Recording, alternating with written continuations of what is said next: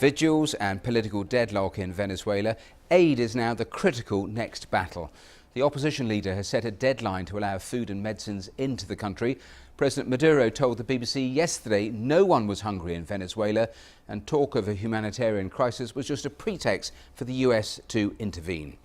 Well, I'm joined now by Steven Grattan in Bogotá, a freelance journalist who's been reporting about Venezuela and was there at the border only a couple of days ago. Thanks so much for being here on the programme. Just describe to me what you saw at the border amongst the people, how desperate they were, and what you also saw at hospitals which you also visited.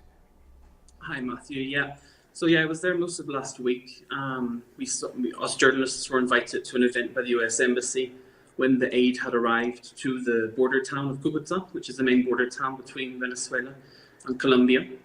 The aid had arrived in about 9 trucks.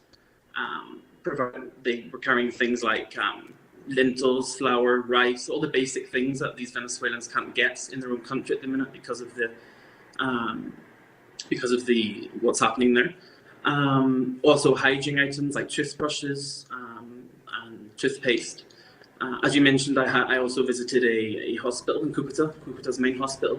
I saw people there who were starving, basically, young children with malnutrition, also mothers of the children who weren't getting enough food or supplements while they were pregnant.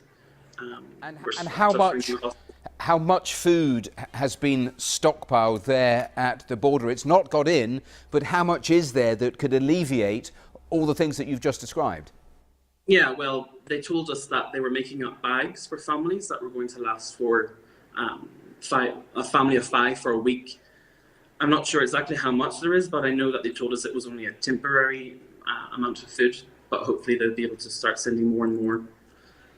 You also visited the area around the bridge, and we had pictures of that on our screen a few moments ago. How much tension is there around that area? Because, you know, all of those people who you've just described, the aid is within touching distance for them, and yet they can't get to it.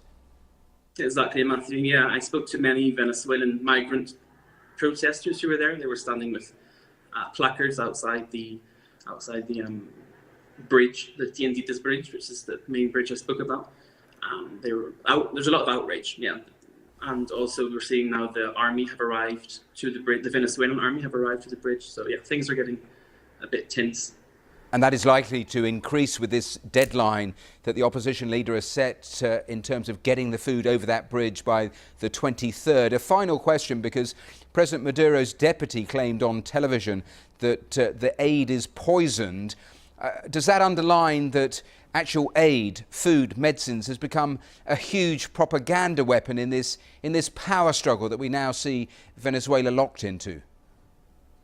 Exactly, Matthew. Yeah, President Maduro is completely denying, the need for this aid and making these comments. But I think at the border, and I think it's quite evident what is happening when you see migrants who are, you get 40,000 people crossing this bridge every day, coming into Colombia just to buy food and some basic supplies that they can't get elsewhere.